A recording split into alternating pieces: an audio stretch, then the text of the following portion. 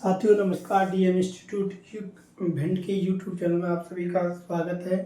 जैसा कि हम पिछली बार जो वर्णमाला स्टार्ट की थी, हमने वर्णमाला में आगे का जो पार्ट है वो हम पढ़ेंगे, जिसमें हमने मूल स्वर और संयुक्त स्वरों के बारे में पढ़ा था। आज के वीडियो में जो हम आपको पढ़ाने वाले हैं, आज की क्लास में जो हम आपको पढ़ाने वाले हैं, उसमें स्वर हैं और आगे स्वरों के प्रकार। जो स्वर आपने पढ़े हैं, मूल स्वर है, संयुक्त स्वर है, इसमें आगे हम जो पढ़ने वाले हैं वो स्वर ही हैं।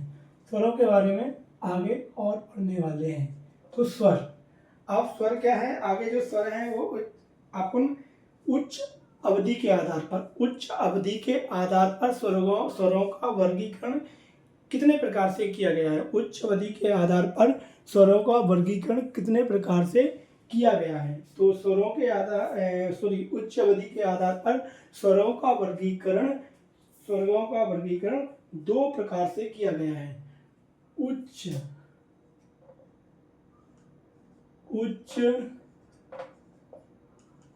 अवधि के आधार पर स्वरों का वर्गीकरण कितने प्रकार से किया गया है। तो उच्च अवधि के आधार पर जो स्वरों का वर्गीकरण है वो दो प्रकार से किया गया है। इससे पहले हमने जो पढ़ा था वो था आपका स्वर रचना की दृष्टि से स्वरों के कितने प्रकार होते हैं। रचना की दृष्टि से स्वरों के प्रकार पढ़ा था। अब उच्च अवधि के आधार पर स्वरों का वर्गीकरण कितने प्रकार से किया गया है या कितने प्रकार के होते हैं, ये आप दोनों क्वेश्चन इसमें हो सकते हैं। तो इसमें एक होता है हिरस्य स्वर और दूसरा है इसमें दीर्घ स्वर। दूसरा क्या है इसमें? दीर्घ स्वर। तो हिरस्य स्वर और दीर्घ स्वर, ये दो आपको क्या होंगे? ये दो आपको इसमें दिखाई देंगे दो प्रकार से। कौन कौन से? उच्च अवधि के आधार पर स्वरों का वर्गीकरण कितने प्रकार से किया गया है। तो उच्च अवधि के आधार पर स्वरों का वर्गीकरण दो प्रकार से किया गया है, हिरस्य स्वर और दीर्घ स्वर। अब हिरस्य स्वर कौन कौन से होते हैं तो उनके बारे में अपन को लिखना है। हिरस्य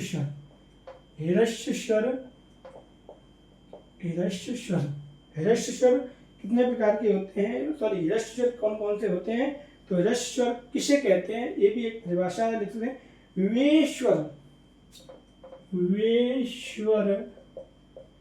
जिनको बोलने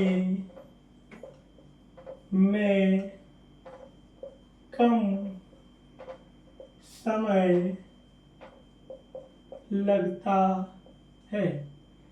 वे स्वर जिनको बोलने में क्या होता है? कम समय लगता है, उन्हें हम क्या कहते हैं?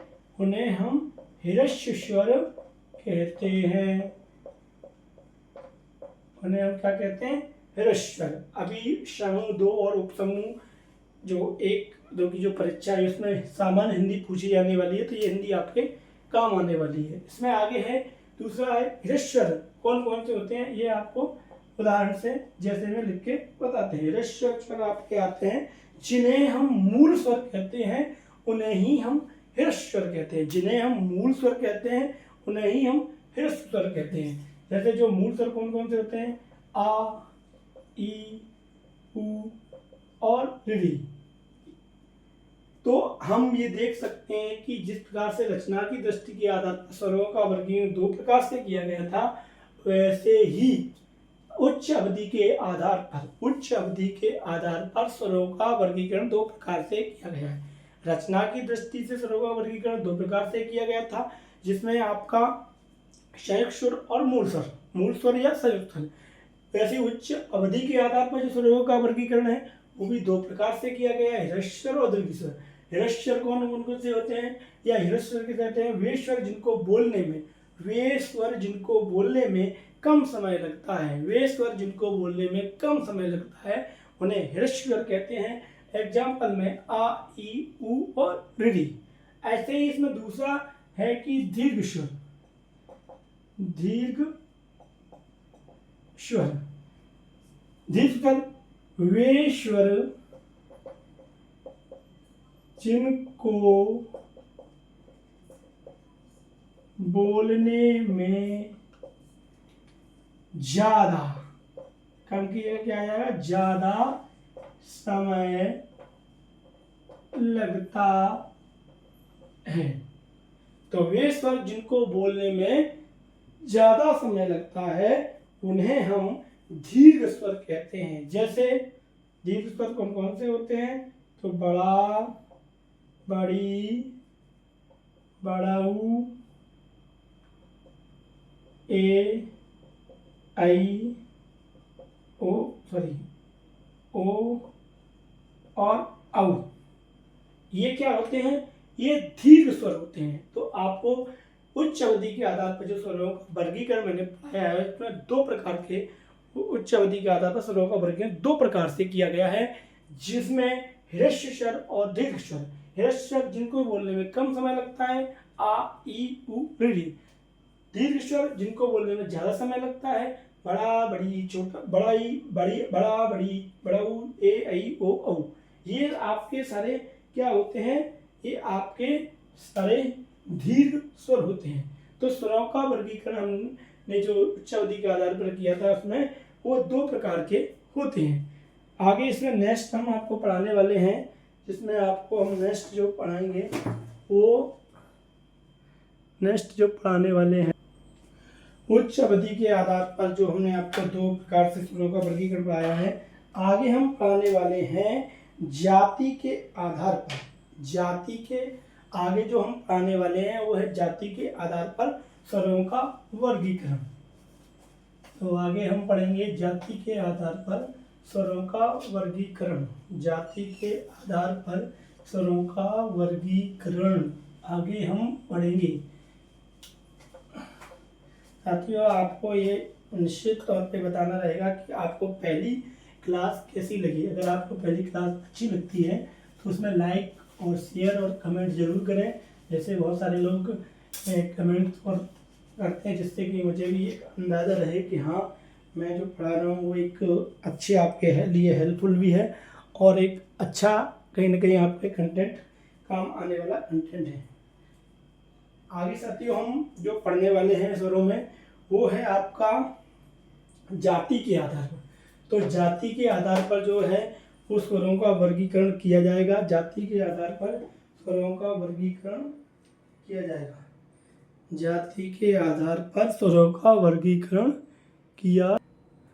तो साथियों हम आगे पढ़ने वाले हैं जाति के आधार पर। नंबर 3 जो इसमें पढ़ेंगे वो है जाति के आधार पर स्वरों का वर्गीकरण।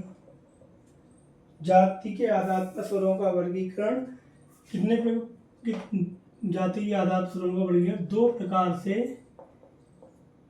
किया गया है।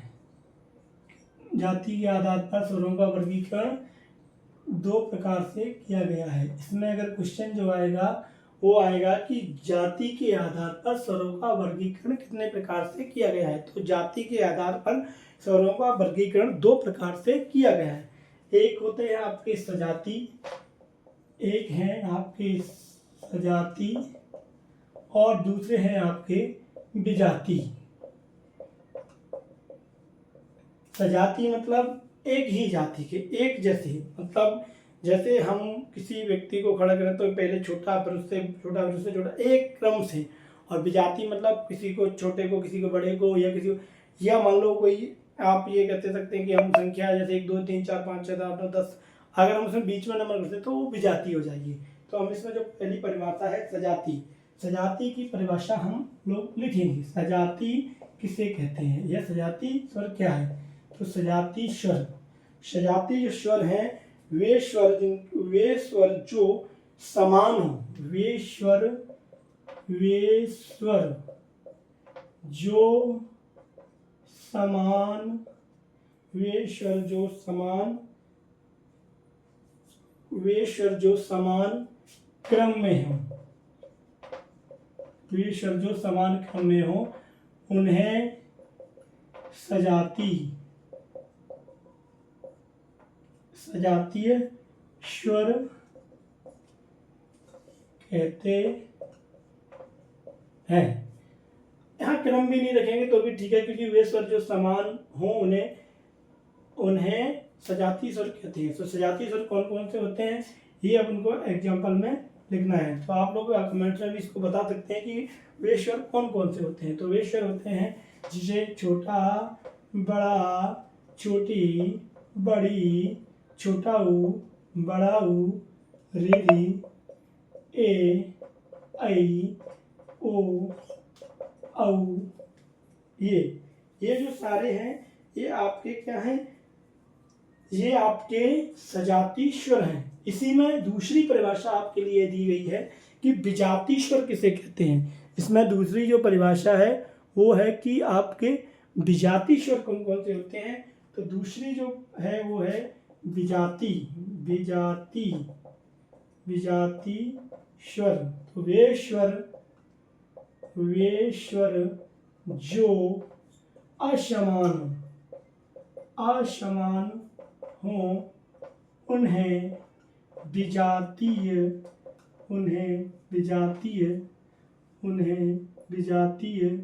स्वर कहते हैं। उन्हें क्या कहते हैं, उन्हें विजातीय स्वर कहते हैं। तो जाति के आधार पर स्वरों का वर्गीकरण दो प्रकार से किया गया है, सजाती और विजाती। सजाती में आपके आते हैं, जो सजाती है वो सजाती में आपके आते हैं जो समान हो, वे स्वर जो समान हो। सजाती में आपके आएंगे वे स्वर जो समान हो और विजाती में आएंगे वे स्वर जो असमान हो। तो दोनों अलग अलग हैं। अब जैसे समान में तो आपने आ ही लिख दिया। अब जैसे छोटा, छोटी, बड़ा, बड़ी, छोटा ऊ, फिर यहाँ री आ जाए, बड़ा ऊ आ जाए, ए आ जाए, ओ आ जाए, आई आ जाए, औ आ जाए, ये सारे क्या हो गए आपके विजातीय हो गए, क्योंकि एक जाति के नहीं है, एक समान नहीं है, इसलिए हम इनको विजातीय स्वर कहते हैं। क्योंकि आप देख रहे हैं कि जाति के आधार पर जब स्वरों का वर्गीकरण किया जा रहा है तो जाति के आधार पर स्वरों का वर्गीकरण दो प्रकार से किया गया है, जिसमें एक सजाती है, एक विजाती है। तो सजाती में आ गए आ, ई, ऊ, री, ए, ओ, ये समान है। और विजाती में जो आएंगे वो आपके असमान होंगे। इसमें कहीं आ जाएगा, कहीं ई आ जाएगी, कहीं वो आ जाएगा। तो ये सारे आपके विजाती हो गए। आगे हम इसमें जो चौथा नंबर है वो हम आपको पढ़ाने वाले हैं जीव प्रत्यय के आधार पर। जीव प्रत्यय के आधार पर स्वरों का वर्गीकरण कितने प्रकार से किया गया है, ये जीव प्रत्यय के आधार पर। साथियों, तो हम आगे आपको जो पढ़ाने वाले हैं वो जीव प्रत्यय के आधार पर स्वरों का वर्गीकरण कितने प्रकार से किया गया। तो जीव प्रत्यय के आधार पर जो स्वरों का वर्गीकरण किया गया है वो तीन प्रकार से किया गया है। तो आगे हम ये चौथा नंबर जो आपको लिखने वाले हैं, यहाँ पे जो हम आपको चौथा नंबर लिखने वाले हैं वो है जीव प्रत्यय के आधार पर। तो जीव प्रत्यय के आधार पर स्वरों का वर्गीकरण, जीव प्रत्यय के आधार पर स्वरों का वर्गीकरण तीन प्रकार से किया गया है। तो जीव प्रत्यय के आधार पर जो स्वरों का वर्गीकरण है वो कितने प्रकार से किया गया है। तो जीव प्रत्यय के आधार पर स्वरों का वर्गीकरण तीन प्रकार से किया गया है, अग्रस्वर, पश्चस्वर और मध्यस्वर।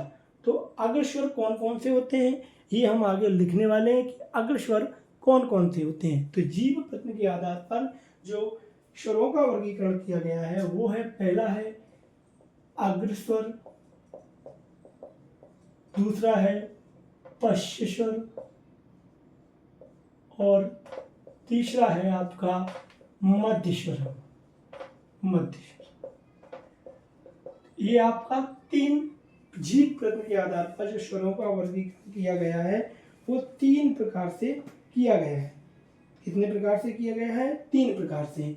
तो अग्रस्वर, पश्च स्वर और मध्य स्वर 3 प्रकार से जो किया गया है, जिसमें हम आपको पहली परिभाषा है अग्रस्वर की।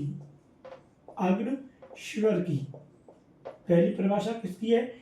अग्रस्वर की। अगर साथियों वीडियो और अगर आपको कंटेंट पसंद आ रहा है तो वीडियो को लाइक शेयर जरूर करें। आप सब लोग इस वीडियो को जरूर देख रहे हैं तो इस वीडियो को लाइक शेयर जरूर करें, क्योंकि ये वीडियो बहुत मेहनत से आपके लिए बनाया गया है। क्योंकि हिंदी का कंटेंट एक ऐसा है जो आपको सारी परीक्षाओं में कहीं ना कहीं काम आने वाला है। चाहे कोई भी परीक्षा हो, चाहे टेट हो, SI हो, MP पुलिस हो, किसी में भी काम आने वाली है। हालांकि हम मेन के रूप में आपको टेट में ही लेके चल रहे हैं, जिसमें टेट का में वर्ग 2 में मेंस हिंदी अगर होता है तो अभी परिवर्तन होने की चांस है। दूसरा आपको वर्ग 3 में भी हिंदी, वर्ग 1 में भी हिंदी, ये सब में ये आप कंटेंट आपके काम आने वाला है। इसलिए वीडियो को लाइक शेयर और चैनल को सब्सक्राइब जरूर करते रहें। बीच बीच में जो भी लोग इसको वीडियो को देख रहे हैं वो लाइक शेयर जरूर करें। आगे हम लिखने वाले हैं कि अग्रस्वर किसे कहते हैं। जो ये अग्रस्वर की परिभाषा है, जो अग्रभाग से बोले, जो अग्रभाग से बोले जाते हैं, जो अग्रभाग से बोले जाते हैं उन्हें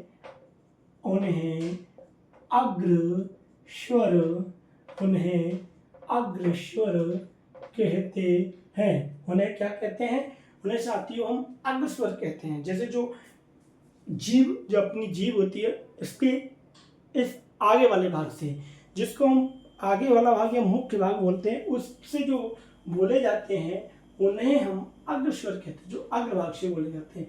जैसे हम बोल सकते हैं ई ई ई ए ई, जैसे बोलते हैं ए ई ए आई, तो ये क्या लगता है कि हमको जब हम बोल रहे होते हैं तो ये हमको लगता है कि हमारे जीभ के आगे वाले भाग से बोले जा रहे हैं। तो इसमें हम इनके एग्जाम्पल में लिख सकते हैं ई ए और आई। ये जो हमारे दोनों 4 जो हैं वो अग्रस्वर होते हैं, ई और ए। तो इनको हम जो बोलेंगे तो हमको ऐसा लगेगा कि हम लग रहा है कि जीभ के आगे वाले भाग से इसको बोल रहे हैं। आगे जो इसमें दूसरा आपका है तो वो है आपका पश्च स्वर। पश्च माने पीछे, पश्च माने पीछे। हालांकि इसमें अगर हम लिखना चाहते तो मध्य में पहले लिख सकते थे, मध्य में हम इसमें लिख सकते थे, लेकिन हम इसमें लिख रहे हैं खाली कि पश्च में। तो पश्च स्वर किसे कहते हैं? पश्च स्वर किसे कहते हैं? पश्च स्वर जो पश्च माने पीछे, जो पश्च भाग से बोले जाते हैं उन्हें क्या कहते हैं? हम पश्च स्वर कहते हैं। उन्हें हम क्या कहते हैं? उन्हें हम पश्च स्वर, उन्हें हम क्या कहते हैं साथियों? उन्हें हम पश्च स्वर कहते हैं। उन्हें साथियों हम क्या कहते हैं? उन्हें हम पश्च स्वर कहते हैं। तो पश्च स्वर में आपके जो आने वाले हैं वो हैं आपके पश्च स्वर में जो आने वाले हैं, जिनमें हम एग्जाम्पल में लिखेंगे बड़ा। अब यहाँ आप देख सकते हैं कि कौन कौन से शब्द जुड़ गए हैं। तो छोटा ऊ, बड़ा ऊ, छोटा ऊ, बड़ा ऊ, ओ और औ, ये 5 शब्द हैं जो पश्च भाग से बोले जाते हैं। जीव प्रश्न के आधार पर जो स्वरों का वर्गीकरण किया गया है 3 प्रकार से किया गया, अग्रस्वर, पश्च स्वर, मध्य स्वर। तो आपके अग्रस्वर में हो गए ई ए जो आगे के भाग से बोले जा रहे हैं। पश्च स्वर में आपके हो गए बड़ा, उ ओ औ, मतलब छोटा ऊ, बड़ा ऊ, ओ और औ, ये आपके क्या हो गए, पश्च स्वर हो गए। तो 5 आपके पश्च स्वर में हो गए, 4 आपके किसमें हो गए, अग्र स्वर में हो गए। अब आगे आता है किसमें, एक परिभाषा और आएगी जो आपको यहाँ समझनी है, मध्य स्वर। हालांकि इसमें जो आप अंदाजा लगा सकते हैं कि जो बचा हुआ है वो आपका मध्य में आएगा, क्योंकि जो बचा हुआ जो वर्णमाला में जो बचा हुआ वर्ण है वो आपका किसमें आएगा। आप तो इसको अपन ये परिभाषा सीधी सीधी लिख सकते हैं, इसमें कोई लिखने की आपको समझने की जरूरत नहीं। जो मध्य भाग से, जो मध्य भाग से बोले जाते हैं उन्हें मध्य स्वर कहते हैं। उन्हें क्या कहते हैं साथियों, उन्हें हम मध्य स्वर कहते हैं। और इसमें जो एग्जाम्पल में आपको खाली लिखना है वो है आपका छोटा आ। तो आपको जीव प्रत्यय के आधार पर जो मैंने स्वरों का वर्गीकरण पढ़ाया है उसको एक बार मैं एक्सप्लेन कर रहा हूं। तब तक आप इस वीडियो को लाइक शेयर कर दें, जल्द से जल्द सभी को ये वीडियो पहुंच जाना चाहिए। वीडियो अगर अच्छा लग रहा है, पसंद आ रहा है, क्लास पसंद आ रही है तो इस वीडियो को लाइक शेयर जरूर करें। इसमें मैंने कहा था कि आपको स्वरों का हम वर्गीकरण पढ़ा रहे थे। पहले रचना के आधार पर स्वरों का वर्गीकरण पढ़ाया था, फिर आपको मैंने रचना के बाद आपको दूसरा पढ़ाया था, आपको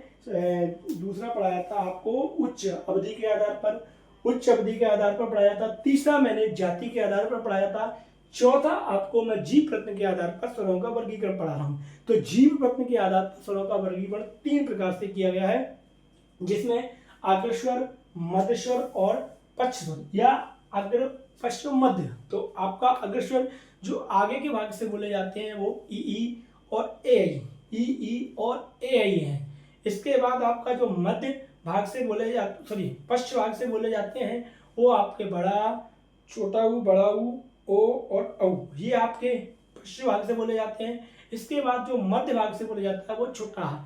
तो जीव प्रत्यय के आधार पर जो स्वरों का वर्गीकरण है वो 3 प्रकार से किया गया है। आगे मैं आपको मुख्य प्रत्यय के आधार पर स्वरों का वर्गीकरण पढ़ाने वाला हूं। आगे मैं जो आपको पढ़ाने वाला हूं वो स्वर प्रत्यय के आधार, साथियों में जो आपको पढ़ाने वाला हूं स्वरों के बारे में, तो जो मुख्य प्रत्यय के आधार पर अभी मैंने आपको 4 पढ़ाए हैं, जिसमें रचना के आधार पर, पहला रचना के आधार पर पढ़ाया है, दूसरा मैंने आपको जो उच्च अवधि के आधार पर पढ़ाया है, तीसरा मैंने आपको जाति के आधार पर पढ़ाया है, चौथा आपको मैंने मुख्य जीव प्रत्यय के आधार पर पढ़ाया है। अब मैं आपको जो 5वां पढ़ाने वाला हूं वो मुख्य प्रत्यय के आधार पर। तो 5वां जो मैं पढ़ाने वाला हूं वो क्या है, 5वां है जो मुख्य प्रत्यय के आधार पर मैं स्वरों का वर्गीकरण आपको पढ़ाने वाला हूं। 5वां कौन सा है, 5वां है मुख्य प्रत्यय के आधार, मुख्य प्रत्यय के आधार पर स्वरों का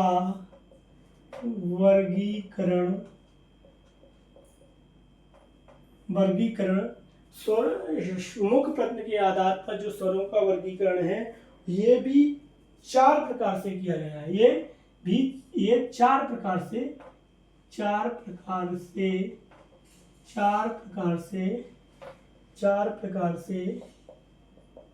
किया गया है। तो मुख्य प्रत्यय के आधार पर जो स्वरों का वर्गीकरण है, मुख्य प्रत्यय के आधार पर जो स्वरों का वर्गीकरण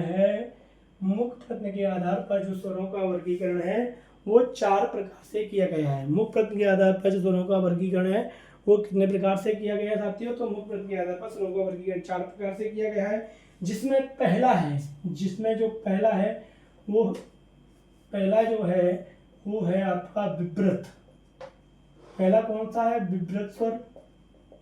पहला कौन सा है साथियों, पहला आपका विब्रत स्वर है। दूसरा आपका अर्धविब्रत है। दूसरा कौन सा है आपका, अर्धविब्रत। दूसरा कौन सा है, अर्धविब्रत स्वर। तीसरा आपका जो है वो संवृत स्वर है। कौन सा है, संवृत। समृत स्वर, समृत स्वर। और जो चौथा है वो है अर्ध समृत, अर्ध समृत स्वर। तो साथियों, मुख प्रत्यय के आधार पर जो स्वरों का वर्गीकरण मैं आपको पढ़ाने जा रहा हूँ वो 4 प्रकार से किया गया है, जिसमें मैंने आपको पहला आपको बताया था विभ्रत स्वर, दूसरा है अर्ध विभ्रत स्वर, तीसरा है समृत स्वर और चौथा है अर्ध समृत स्वर। तो जी प्रत्यय के आधार पर जो है, तो सबसे पहले हम इसमें जो परिभाषा लिखेंगे, वो विभ्रत स्वर की लिखेंगे। विभ्रत स्वर की परिभाषा क्या है? तो विभ्रत स्वर की हम परिभाषा लिखने वाले हैं साथियों, विभ्रत स्वर की परिभाषा हम लिखने वाले हैं। तो विभ्रत स्वर कहते किसे हैं? तो वे स्वर, विभ्रत स्वर कौन है? वे स्वर जिनके उच्चारण, वे स्वर जिनके उच्चारण में मुख पूरा खुलता है।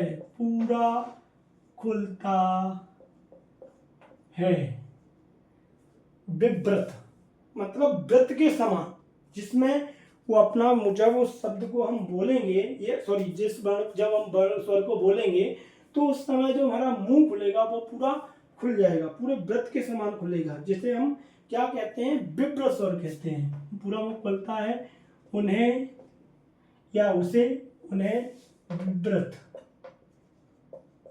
विव्रत, उन्हें हम क्या कहते हैं? विव्रत स्वर कहते हैं। उन्हें हम विव्रत स्वर कहते हैं। उन्हें हम क्या कहते हैं? उन्हें हम विव्रत स्वर कहते हैं, जिसमें बड़ा आ, जो विव्रत स्वर है वो क्या है? बड़ा। जैसे हम बड़ा बोलने का प्रश्न करें तो बड़ा जैसे हम बोलेंगे आ, तो मुंह का जो पूरा साइज है या मुंह का जो खुलना होगा वो एक व्रत के समान खुलना होगा। तो हम इसी को क्या कहेंगे कि ये एक विव्रत स्वर है। तो आ एक विव्रत स्वर है। ये प्रश्न कई बार परीक्षाओं में पूछा गया है कि विव्रत, इनमें से कौन सा विव्रत स्वर है? तो विव्रत स्वर कौन है? आपका विव्रत, जो व्रत के समान उसमें मुंह बन रहा है। तो अपन बोल के देख सकते हैं आ, तो बड़ा आ। ये क्वेश्चन कई परीक्षाओं में कई बार पूछा गया है। जब मैं आपको इन सब पे क्वेश्चन कराऊंगा तो आपको ये पता चलेगा। ये प्रश्न कई बार रिपीटेड परीक्षाओं में पूछा गया है, एसआई में, पुलिस में, टेट में, अन्य कई परीक्षाओं में भी जहाँ हिंदी आती है वहाँ भी ये कई बार क्वेश्चन पूछा गया है। यहाँ तक कि नेट वगैरह में भी ये क्वेश्चन पूछा गया है। इसलिए हमको इस क्वेश्चन को बहुत अच्छे से याद रखना है कि विव्रत स्वर है तो कौन सा होता है? तो विव्रत स्वर बड़ा हाथ है। दूसरा इसमें है आपका अर्ध विव्रत स्वर। अब अर्ध विव्रत से आप यहाँ समझ गए होंगे कि वे स्वर जिनके उच्चारण में मुख आधा खुलता है। सीधी सी परिभाषा है, उसमें कुछ करना ही नहीं है। वे स्वर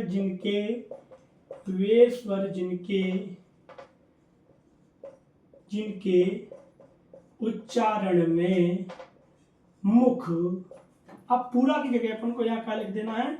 आधा खुलता है।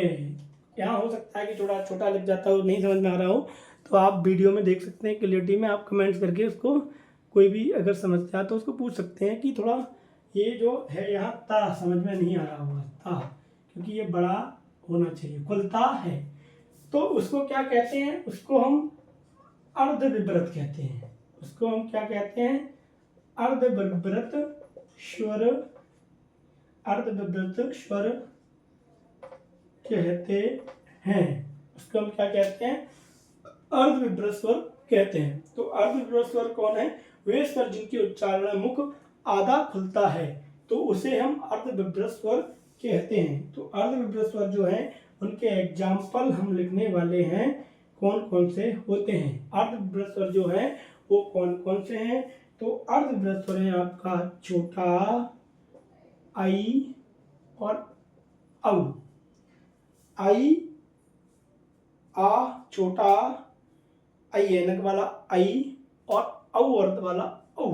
तो आ, आई, औ, ये तीन आपके जो हैं वो अर्धविभ्रत स्वर हैं। 3 कौन है?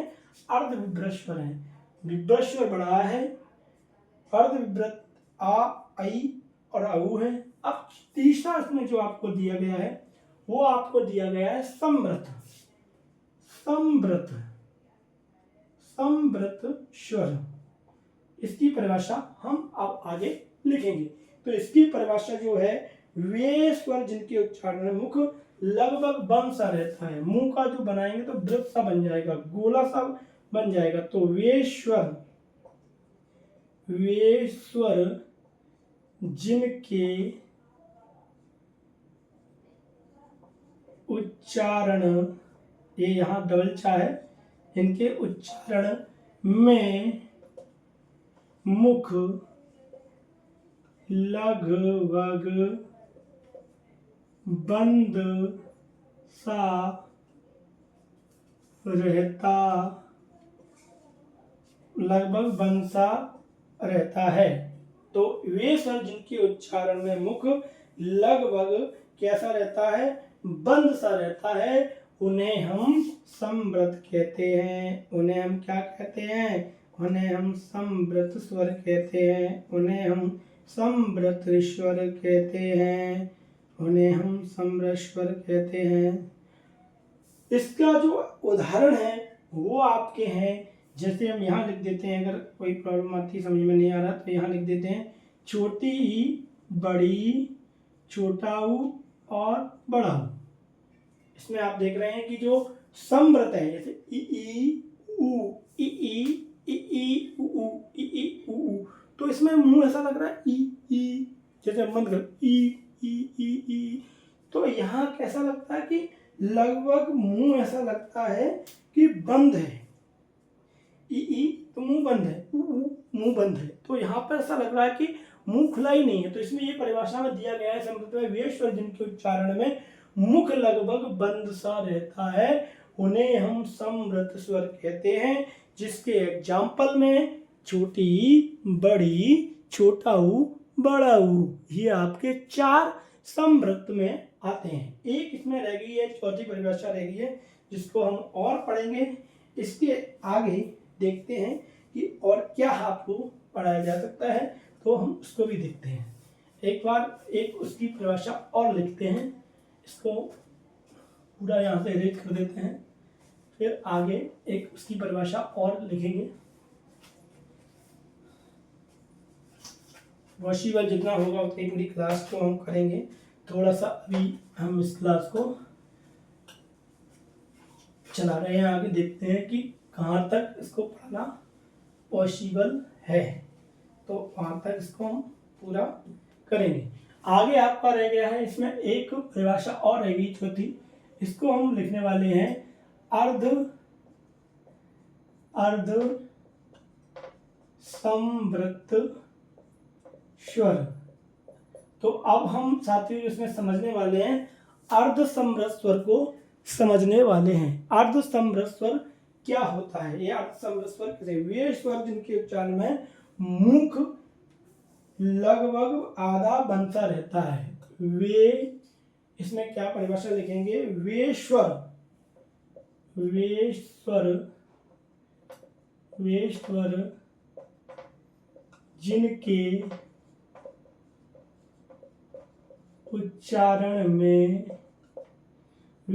जिनके उच्चारण में मुख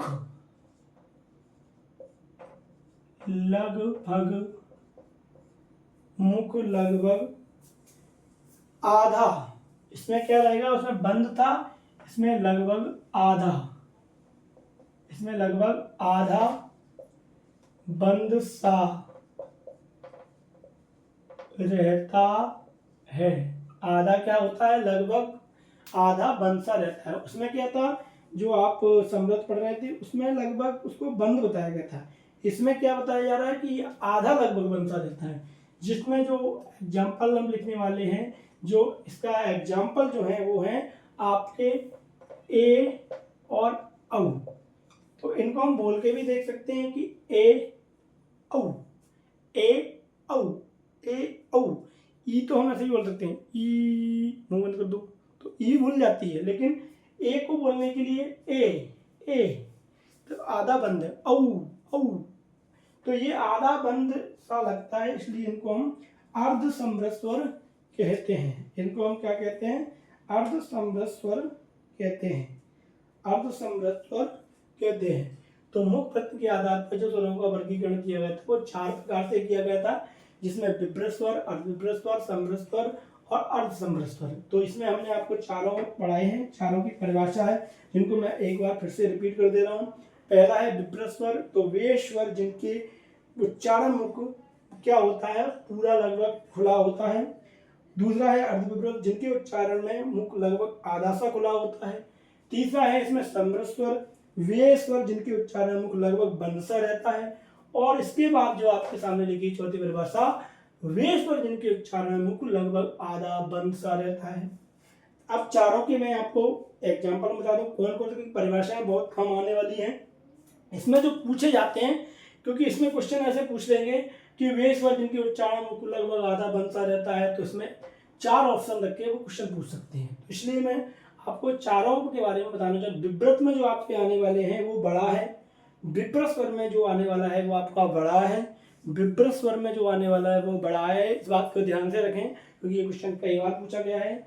दूसरा इसमें आपको पूछा गया है कि अर्धविभ्रत में, तो अर्धविभ्रत में आ और आई और औ आने वाले हैं। इसके बाद इसमें जो तीसरा है उसमें ई और ऊ जो समृद्ध स्वर है। समृद्ध स्वर में कौन कौन से हैं? ई और ऊ, और अर्ध समृद्ध स्वर में आपके ए और औ है। तो मैं एक बार फिर से आपको बताने वाला हूँ कि जो विभ्रत है, जो विभ्रत स्वर है उसमें आ बड़ा है, अर्ध विभ्रत में आ, आई और औ है, सॉरी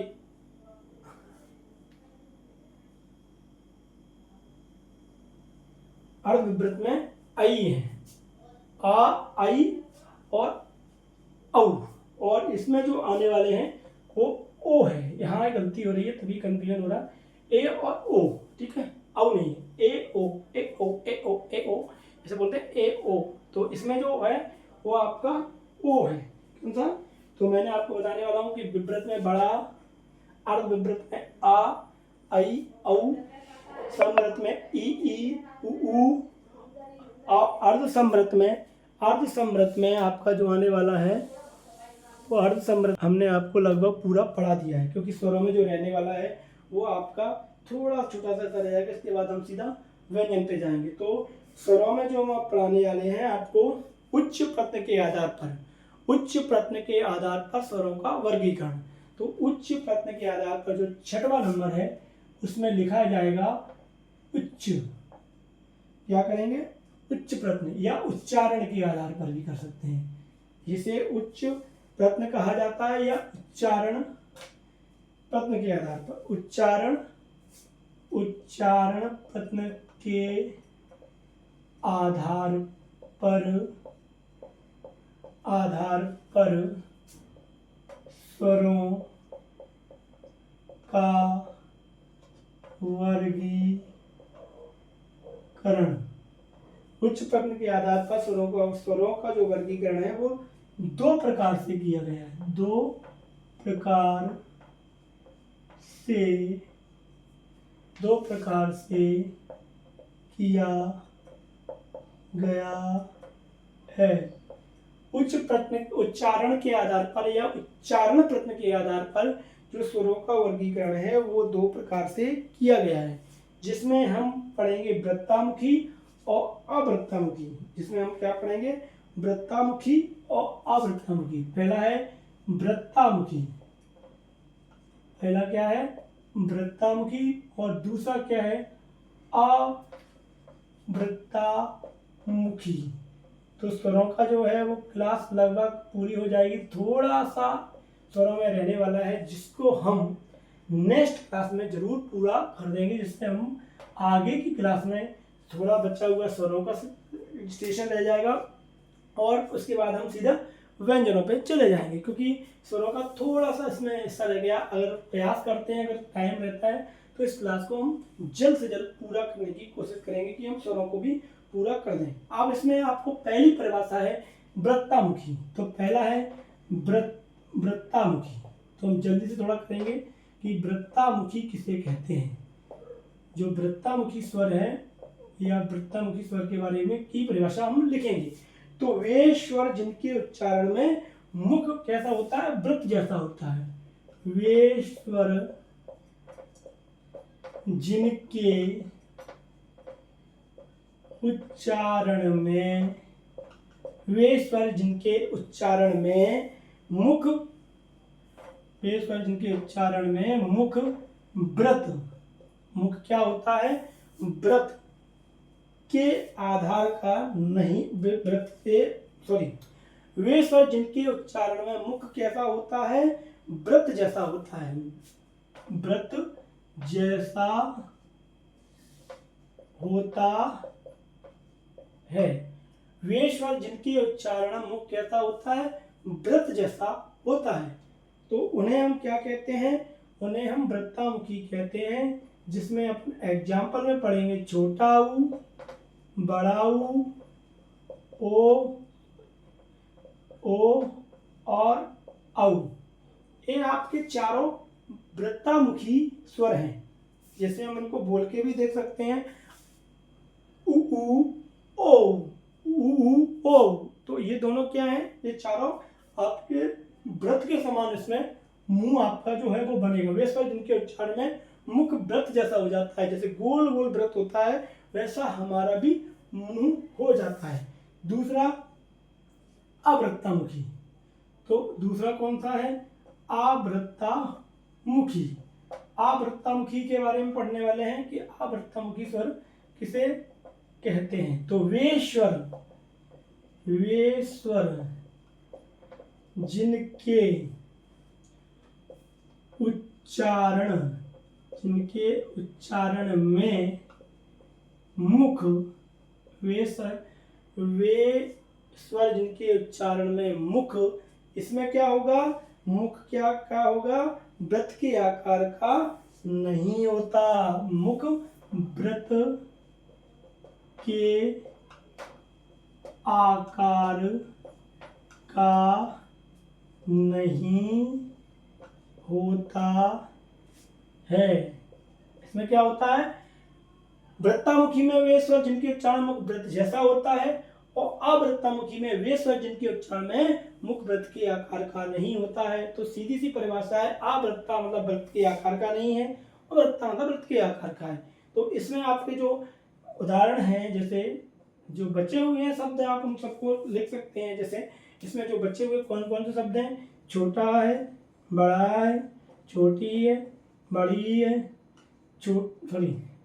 ए है और आई है। ये आपके 6 जो शब्द बचते हैं, जो आपके 6 जो वर्ण बचते हैं, वो आपके क्या हो गए, वो अवृत्तामुखी हो गए। तो आपको इतना पता होना चाहिए कि वृत्तामुखी में क्या है और अवृत्तामुखी में क्या है। तो उच्चारण पद्धति के आधार पर स्वरों का वर्गीकरण 2 प्रकार से किया गया है, वृत्तामुखी और अवृत्तामुखी। वृत्तामुखी में आते हैं वे स्वर जिनके उच्चारण में मुख वृत्त जैसा होता है, और अवृत्तामुखी में आते हैं जिनमें स्वर जिनमें उनका मुख वृत्त जैसा नहीं होता है। तो वृत्तामुखी में हो जो एग्जाम्पल है उसमें छोटा ऊ, बड़ा ऊ और